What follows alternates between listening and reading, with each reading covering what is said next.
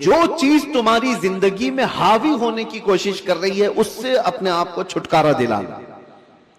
جو تمہارے اوپر حاوی ہو رہی ہے، چاہے وہ نیند ہو یا بھوک ہو یا کسی چیز کی چاہت ہو، اگر حاوی ہو رہی ہے، غالب ہو رہی ہے تو اس سے نجات حاصل کر لو، تب تمہاری روح پاورفل ہوگی. ورنہ تم غلام بن کر کے رہو گے، اپنی خواہشوں کے غلام بن کر کے رہو گے. ابھی من کیا بریانی کھانے کا، بھاگ کر چلے گئے، تم خواہش کے غلام ہو، تم ظاہری چیزوں کے غلام ہو. نیند تمہیں غلام بنا کر رکھی ہے، جب وہ آئی تو تم تو لمبے ہو گئے.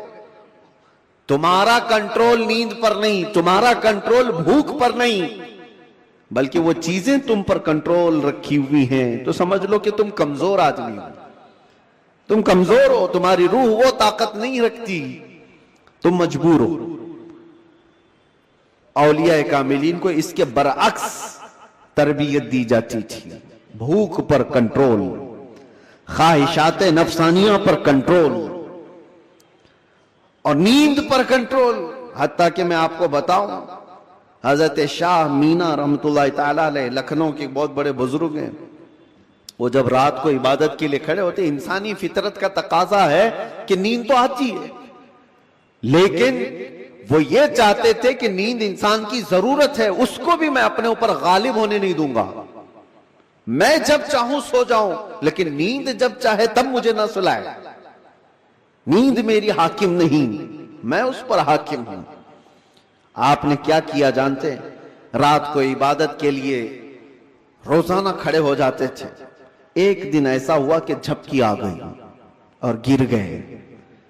اس کا ان کو اتنا افسوس ہوا کہ عبادت میں نیند نے مجھے اپنا غلام بنا دیا. اللہ رب العزت کی عبادت سے مجھے نیند نے دھوکہ ایسا دے دیا کہ میں گر گیا، اس کا غلام ہو گیا. اس کے بعد سے رات کو جب کھڑے ہوتے تھے تو نمک میں سلائی ڈال کر اپنی آنکھوں پہ سرما لگاتے تھے. نمک کا سرما لگاتے. عام سی بات نہیں، سننے میں آپ کو آسان لگ رہا ہو. نمک کے 2 تنکے بھی اگر آنکھ میں چلے جائیں تو کیا حالت کرتے ہیں. لیکن حضرت شاہ مینا فرماتے ہیں کہ نمک کو پوری طور پر آنکھوں پہ لگاتے تو ان کی آنکھوں سے خون جاری ہو جاتا تھا. لوگ کہتے بھی تھے کہ آنکھیں سرخ ہو کر خون بہتی تھیں، بہاتی تھی. آپ سے کہا جاتا کہ آپ اس طرح سے آنکھوں کو سختی کر رہے ہیں. آپ کہتے ان آنکھوں کی وہی سزا ہے جو مجھے میرے رب سے دور کر رہی ہے. نیند کا غلبہ مجھے لا کر کے اپنا غلام بناتی ہوں. خواہشات کے لیے بھی انہوں نے ایسا ہی کیا ہے. اپنے خواہشات پر کنٹرول جب تک آدمی نہیں کرتا، اس کی روح طاقتور نہیں ہے، اس کی روح کوئی طاقت نہیں رکھتی، وہ کمزور آدمی ہے. اسی لیے میرے عزیزوں، میں جو بات کر رہا تھا، حضرت شاہ حمزہ عینی، ان کے ہاں جو لوگ آتے تھے، کچھ تو پنڈت بھی آتے تھے، جوگی بھی آتے تھے تپسیا کرنے کے لیے کہ صوفی سنت ہیں. ان کے ہاں جو تربیت ہوتی ہے وہ بہت اعلیٰ درجے کی ہوتی ہے. آپ یہ کہتے تھے کہ انسان سب سے زیادہ کن چیزوں کا محتاج ہے؟ کھانے کا، پینے کا، سونے کا، یہی سب چیزیں نا. اس پر تو وہ کنٹرول کرا ہی دیتے تھے.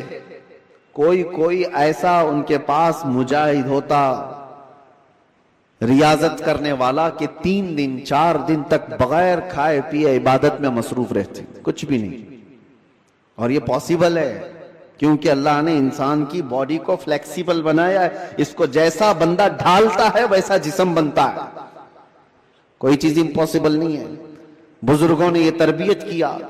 اب ایک مقام ایسا آیا کہ کھانے پینے کی بات تو چھوڑو، یہ جو محتاجی ہے، جو بھوک لگتی ہے، اس سے تو انہوں نے کنارہ کر لیا. ایک شاگرد نے ان سے کہا کہ حضور، کھانے سے تو ہم محتاج نہیں ہیں، جب ہم چاہیں گے کھا لیں گے. بھوک ہم کو غلام نہیں بنا رہی یاد، پیاس بھی ہم کو غلام نہیں بنا سکتی، لیکن یہ جو سانس لیتے ہیں اس کے تو ہم محتاج ہیں. سانسوں کے بغیر تو رہ نہیں سکتے. آپ نے فرمایا میں وہ بھی تربیت تمہیں کرا دوں گا، اس کی بھی تربیت کرا دوں. تو حبس نفس اولیاء کاملین کے ہاں، میں تصوف کی بات کر رہا ہوں، ایک تربیت یہ بھی ہے ان کے ہاں، حبس نفس. حبس نفس یا حبس دم جس کو کہا جاتا ہے، کیا ہے ان کو سانس روکنے کی تربیت دی جاتی تھی. سانس روک لو اپنی.